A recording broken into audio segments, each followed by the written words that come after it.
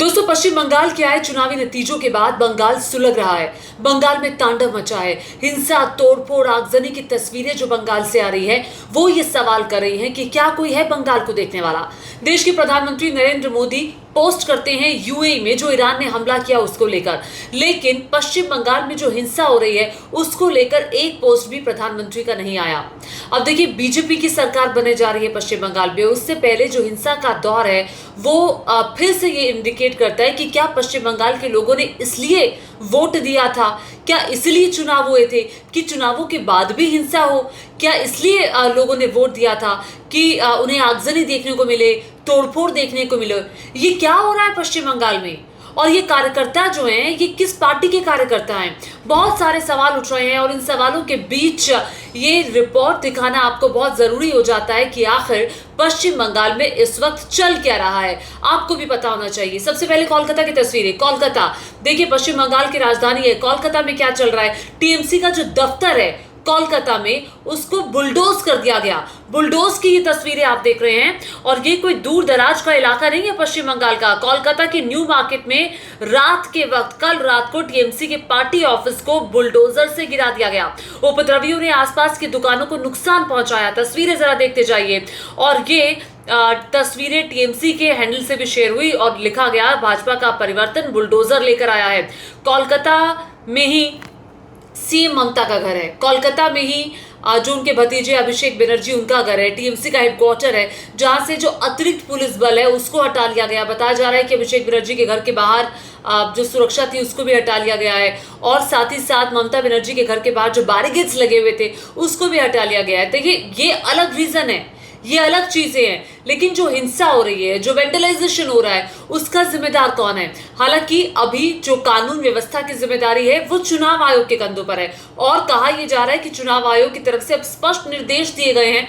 चूंकि paramilitary forces की तैनाती, लगभग 2.5 लाख पैरामिलिट्री फोर्सेस की तैनाती इस वक्त कोलकाता में है, माफ कीजिएगा पूरे पश्चिम बंगाल में है। सवाल ये किया जा रहा था कि क्या जो पैरामिलिट्री फोर्सेस है वो क्या कर रही है, कोलकाता पुलिस क्या कर रही है, ये हिंसा कैसे हो गई, क्या पुलिस मूक दर्शक बनी रही, क्यों आखिर अर्धसैनिक बलों की तैनाती वहां पर हुई जब ये हिंसा वहां पर थी, क्या किसी प्रकार का कोई निर्देश उनको नहीं था? अब खबर यह है कि चुनाव आयोग की तरफ से निर्देश दिए गए हैं। ये निर्देश सीएआरएफ को दिया गया है, मुख्य सचिव डीजीपी को दिया गया है, कोलकाता पुलिस को दिया गया है और इस निर्देश में साफ तौर पर यह कहा गया है कि किसी भी कीमत पर जो हिंसा है वो बर्दाश्त नहीं होनी चाहिए। चूंकि ये निर्देश तो चुनाव आयोग का कल ही आ गया था, लेकिन उसके बावजूद भी ये जो तस्वीरें आ रही हैं उसके बाद ये सवाल उठ रहा है कि इतने सख्त निर्देश के बाद भी ये सब पश्चिम बंगाल में कैसे हो रहा है। ये निर्देश तो कल शाम में आ गए थे, उसके बाद रात के वक्त बुलडोजर से इस तरह की कार्रवाई हुई। जो टीएमसी का दफ्तर था उसको लेकर कोलकाता पुलिस कमिश्नर अजय कुमार नंद ने कहा कि जो जेसीबी की घटना हुई है उसे नियंत्रण करके कार्रवाई होगी। जो पुलिस अफसर वहां थे जिन्होंने कार्रवाई नहीं की उनके खिलाफ भी कार्रवाई होगी। निर्देश जारी कर दिए गए हैं, उन्हें उनका पालन करना होगा।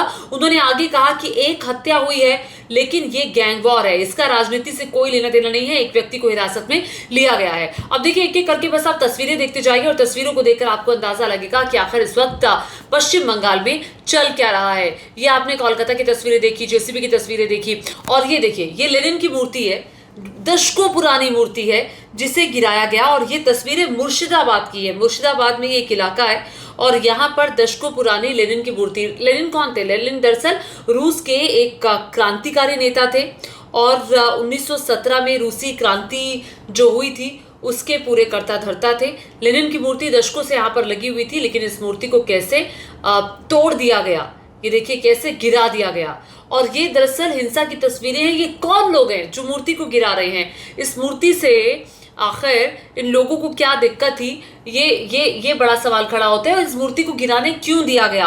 कि लोगों की भीड़ वहां पर आ जाती है कि आसपास कोई पुलिस वाला नहीं था, क्या यहाँ पर सीआरएफ की कोई मौजूदगी, पैरामिलिट्री फोर्सेस की कोई मौजूदगी नहीं थी? अब आइए एक और तस्वीर आपको दिखाती हूँ। ये जगत वल्लभ की तस्वीर है जहां पर टीएमसी दफ्तर में आग लगा दी गई। टीएमसी के दफ्तरों को तो चुन चुनकर निशाना बनाया जा रहा है। यहाँ पर टीएमसी के दफ्तरों में आग लगा दी गई और आरोप बीजेपी के कार्यकर्ताओं पर लगा है। हालांकि बीजेपी ये कह रही है कि हमारे कार्यकर्ता, ये जितनी भी गुंडागर्दी की तस्वीरें सामने आ रही है, हिंसा की तस्वीरें सामने आ रही है, उसमें शामिल नहीं है। ये सब मतलब इन्वेस्टिगेशन का फिर पार्ट है। फिर तो इन्वेस्टिगेशन होनी चाहिए। आखिर ये क्या टीएमसी ही अपने दफ्तरों में आग लगा रही है? या फिर ये किसी और पार्टी के कार्यकर्ता हैं?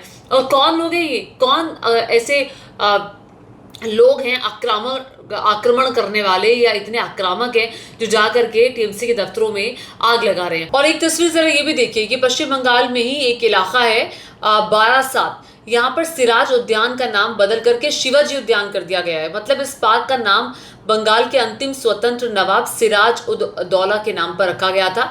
अभी एक दिन ही हुआ है चुनाव जीते हुए, अभी तो सरकार भी नहीं बनी, मुख्यमंत्री भी नहीं बने और ये सब शुरू हो गया है। आगे देखिए, पता नहीं ये नाम बदलने का फैसला किसने किया या अपने आप ही ये भीड़ यहाँ पर आई और इस नाम को उन्होंने बदल दिया। ये सब जो है ये सवाल ज़रूर खड़े होते हैं। और एक और तस्वीर मैं आपको दिखाती हूँ, और ये तस्वीर ज़रा आप देखेंगे तो आपको नज़र आएगा कि किस तरह से तोड़फोड़ की जा रही है। बंगाल में जो इस वक्त हिंसा है वो अपने पूरे चरम पर है और आगे आने वाले दिनों में क्या होगा पता नहीं। ये उड़दंगियों पर क्या किसी प्रकार की इन्हें कानून व्यवस्था का कोई खौफ है या नहीं है? चुनाव आयोग क्या चुपचाप तमाशा देखेगा? हालांकि चुनाव आयोग की तरफ से कहा गया है कि हमने निर्देश दिए हैं और किसी भी सूरत में हिंसा करने वालों को गिरफ्तार करना ही करना है, बर्दाश्त नहीं किया जाएगा। लेकिन चुनाव आयोग के आदेश के बाद भी जो असर है वो होता हुआ दिखाई नहीं दे रहा है। ये पश्चिम बंगाल है, ये मणिपुर नहीं है और आप पश्चिम बंगाल को मणिपुर होने से बचा लीजिए। प्रधानमंत्री नरेंद्र मोदी का वो ट्वीट यूएई के लिए तो था, लेकिन प्रधानमंत्री ने कोई भी चूंकि वो देश के मुखिया हैं, उनके कंधों पर बहुत बड़ी जिम्मेदारी है। तो क्या देश के मुखिया को अपनी जिम्मेदारी समझते हुए लोगों को ये नहीं कहना चाहिए या बीजेपी के कार्यकर्ताओं को ही संबोधित कर देते कि शांति बनाए रखिए, आपका कहीं कोई रोल नहीं होना चाहिए? तो बड़ा सवाल खड़ा होता है कि आखिर ये हिंसा जो चल रही है पश्चिम बंगाल में, ये कब रुकेगी? ये कब रुकेगी? ये कैसे रुकेगी? दूसरी तरफ आप जानते ही हैं कि ममता बनर्जी अड़ी हुई हैं कि वो इस्तीफा नहीं देंगी। खैर वो अलग चर्चा का विषय है, उसको लेकर संविधान में कई सारे प्रावधान हैं और राज्यपाल देखना होगा इसको लेकर क्या करते हैं।